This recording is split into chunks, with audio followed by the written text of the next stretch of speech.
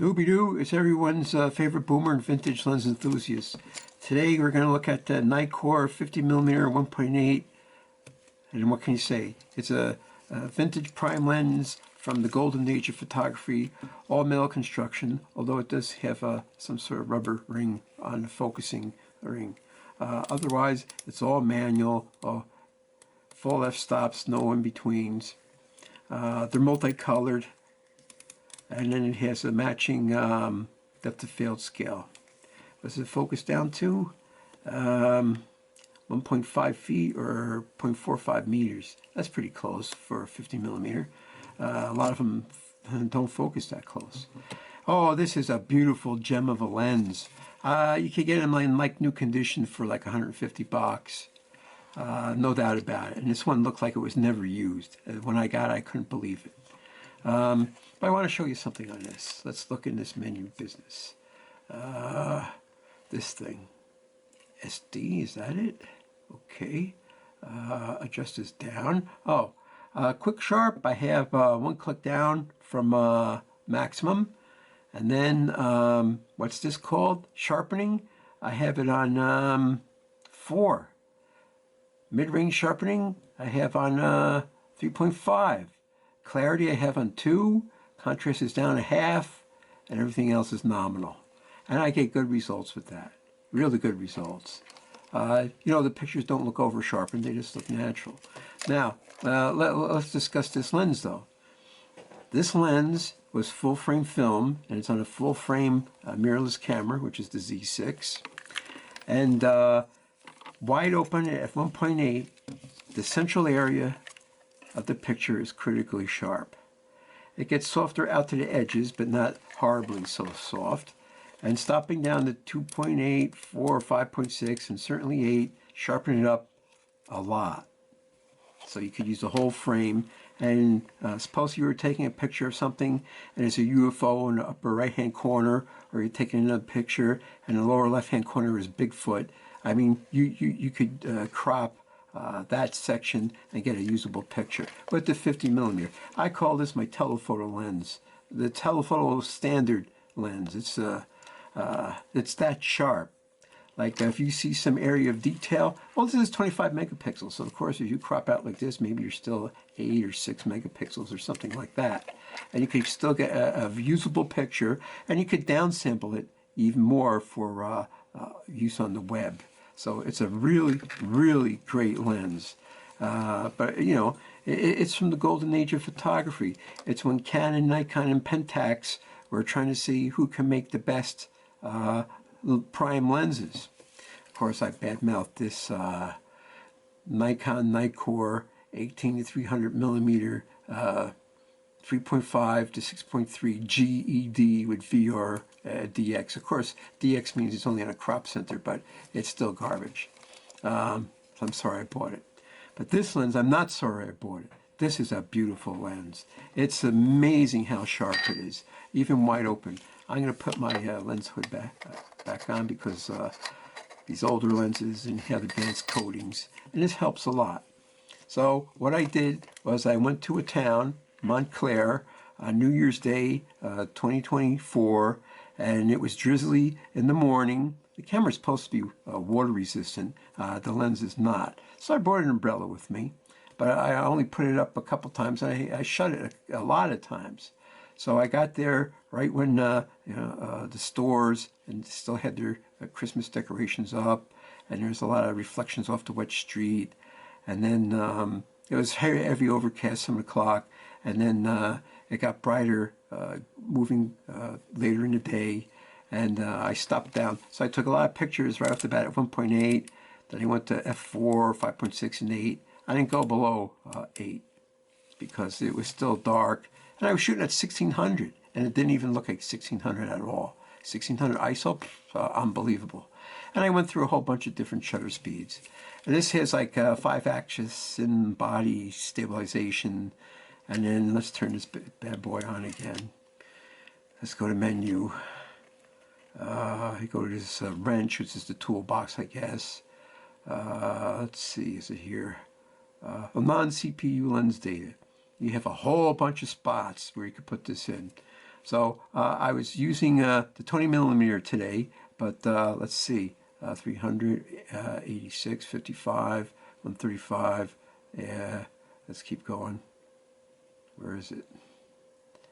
It must be even further in the beginning. This is one of the first lenses I put in, the 50 millimeter f1.8. So the camera takes care of all that stuff, and it really worked because I was hand holding it at 1/80th of a second and 1/40th of a second, and the damn thing actually worked, as opposed to this thing where it didn't work, you know. What can I say? This is a lens that I could highly recommend that anyone get. If you could shop around, maybe you could get it for slightly over $100, and 150 is a normal price for this. In perfect, brand new looking condition. Beautiful, wonderful lens. You'll be glad you get it. Now I have some other 50 millimeters from Pentax and some 55 millimeters from Canon, but this is a great lens. Fantastic. It's beautiful on a 25 megapixel sensor. Can't beat it. I highly recommend this lens. Go out and get one. And well, don't believe me, we're going to look at some pictures right now. The Nikkor 50 millimeter f1.8 AIS, the F mount of course, is a fantastic lens. Wide open, it's really nice and sharp and contrasty. It's a well-behaved optic, as you can see here. So I went to Montclair on New Year's Day 2024, and I got there at 7 o'clock, extremely heavy overcast. It had just rained or drizzled overnight, so there's a lot of reflections off the street and everything. They still had Christmas decorations, and the lights were on a lot of stores, and the lighting was very challenging. And of course, the Nikon Z6 at 1600 is fantastic. It has great dynamic range. It's very clean at 1600, and the automatic light balance worked very well. It did have a bluish cast, but you know, it was heavy overcast at 7 o'clock in the morning. You got to expect that. And it really did a really good job. I really like this lens. This is the first lens I bought for the Z6, and it sat around in a drawer. I used it once or twice, and well, I figured after the 18 to 300 debacle, and I badmouthed that Nikon Nikkor EDG VR. I figured I would go back to my roots, which is vintage glass, and get back into the sort of photography I like. Now, Montclair must have been a real spiffy town when it was first developed, but of course now all the buildings are like 100 years old, although there's some more new buildings, and there are renovations going on. This is the Wellmont Theater and a Christmas tree they have in their plaza. But they still like a lot of older buildings there too. And they're showing their age. In America, we don't build for the ages or for eternity. We just build for one or two generations, and we figured everything's going to be renewed. That's the economics of America. I work with an architect, and he told me that. You know, so we only expect this to last 50 years, and then you know it gets knocked down and redone or re-put up or something.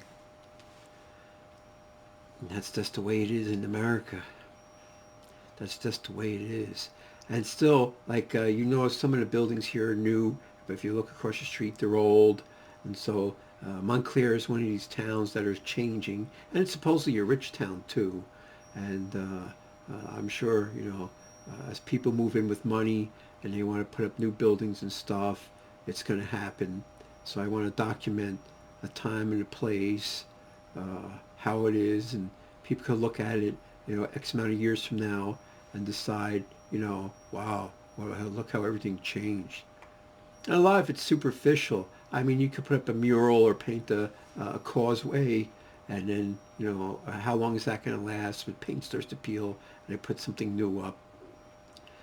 A Cuban Pete's, that's been there for as long as I can remember. And I talk to people who live in Montclair, and visit Montclair a lot. And I say, yeah, Cuban Pete's is like a fixture. But still, that's not to say something could happen or they'll change it or renovate it somehow. Because it's a rich town, it's got money, and there's a lot of eateries there and quaint shops. Everyone buys everything they really need online or at the big box stores. This used to be a church, but that was called Bangs, which had something to do with hairstyling and pedigrees. You know, your nails for your hands and feet. And there's, you know, these quaint shops. They're small. They're old. You could tell they're small and old. They have some style, some weird style to them. Back in the olden days, they put like accents on them. And then a lot of places, you know, they'll turn it into eatery and they'll put up a sign and that's it. You know, stuff in the window. This is all where I live. I don't live in Paris, or I'm close to New York, but I'm afraid to go to New York. So I go to these, like these byways, secondary cities uh, that are supposedly quote unquote safe. Uh, but anything can happen to anybody, anywhere, at any time. Some of these stars, like the Gift Bar, has been there for as long as I can remember, at least 10 years. Anthropology has been there. I think it used to be like some sort of a science store instead. I forget what the name was, and then that went out of business, and it became like a clothes store. Anthropology. And then they have certain areas that are just there's this little street area neighborhood where there's just these quaint stores and everything in it. I love the dynamic range of the Z6. I mean, it handles the darks and lights really well, and you know, it's just great. It has natural looking colors, not overly saturated. Of course, a 50 millimeter, when you're using a 50 millimeter, you have to move closer to your subject or move further away from your subject. But it's a good balance of, well, especially in a full frame camera, is a good balance of having a field of view which isn't too narrow and isn't too wide either. And if you notice on the B pictures, those are when I do a one-to-one crop to fit the screen, the 1920 by 1080, and it has fantastic detail. It's almost like a telephoto standard lens. So this is at f4, right? And it's ever so slightly soft, but you can still see lots of detail there. Of course, the depth of field at f4 is pretty shallow, so there's that also.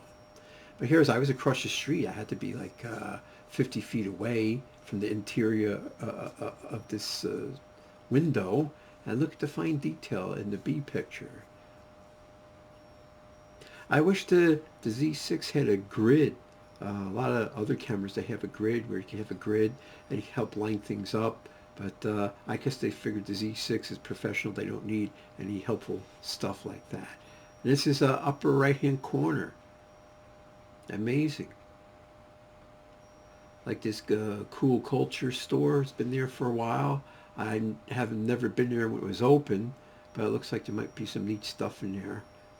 This mask has been in their window for as long as I can remember. Here's the Buddha. Or maybe it's Benton. I don't know who it is. Yeah, there's this store, has a brick face, and they put up this stainless steel mural with these cutouts of different natural features on it. And it was some sort of eatery, and I think it shut down. It's not in business anymore, so I guess it's going to change hands. And whenever I go there, the lighting is different, and there's always reflection and refraction off the stainless. The Sweet Kitchen's been there as long as I can remember. And you could tell these buildings are old buildings with the facades and everything. And who's to say one day they're going to get knocked down and put up some monstrous adamantine cube of steel and glass. I was watching this Tim Dillon episode. He's a pundit comic, and he was talking about how they'll have tourists would go to North Korea to see the empty streets. And I like to go to places off hours when the streets are empty, and it reminds me of North Korea. Although Montclair doesn't even have any heroic statues of famous people like or people like George Washington or Eisenhower. I really don't see many statues there like in some other cities. But they have a lot of murals there. Like this chicken rooster has been there for as long as I can remember. And there's this quaint shops, the Jersey Boys barber shop. They have a big mustache in their window. Now, I'm not sure if this is a new store. It used to be some other store. It's like some Peruvian cuisine now, but I don't remember what it used to be. And here's some more empty streets reminiscent of North Korea, although they have the lights on. I understand in North Korea they don't have the lights on. And then these flags are a Greek place on the corner. And then, of course, it was New Year's Day, so some people left their New Year's paraphernalia behind, like a cardboard Happy New Year's hat and some beverage bottles. Captain Blue, I don't know. Has he been there before? I don't know. I can't say. I liked his crab sign, though. And this guy's got his Greek flags out. Tattoo joint with their dragon. So there's a lot, you go to these towns and they're quaint and they have a lot of cool stuff, and some stores stick around for a long time, and then some people are only there for a year or two, and then they go out of business, they didn't make it or whatever. Rocky's Crystals, Montclair. My cat's sick. That was him sneezing. I see did this fiberglass ice cream cone around in other places. Jinx-proof tattoo, what does that mean? This is a mural on the side of a seafood shack. In fact, it's a Jack's Seafood Shack. He's been there for as long as I can remember. Oh, wow, look at the price of gas, $2.95. Wow. So there's a street, a side street. They have a circle there, a traffic circle, and they have this house that just sells women's lingerie, I guess. And then here's a perfect example of some urban renewal there. Here's a church that's still a church, nice big church. This lens does a fine job. I mean, it is sharp. This thing, I just use it at wide open 1.8. I went to f4, 5.6, and 8. And then, of course, by using 1600, I get to use a faster shutter speed. And this is a view from across the street. It's just a one-to-one crop. I might have been like 100 feet away from it. And now check out this, the wreath on the church. Here, look at that. That's a one-to-one crop for you. Wow, that's sharp. Of course, you would expect it to be sharp in the center, but it's really sharp. And this is the building that had the stainless steel mural on it. And I didn't notice, but the awning is the same thing with the cutouts of different animals, and they're reflecting off the window there, which is pretty cool. And this used to be a bank, but from this view, it looks like it's totally different if you look at it from the side.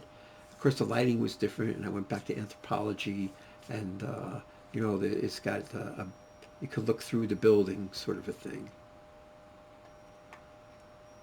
I could highly recommend this lens. Go get one.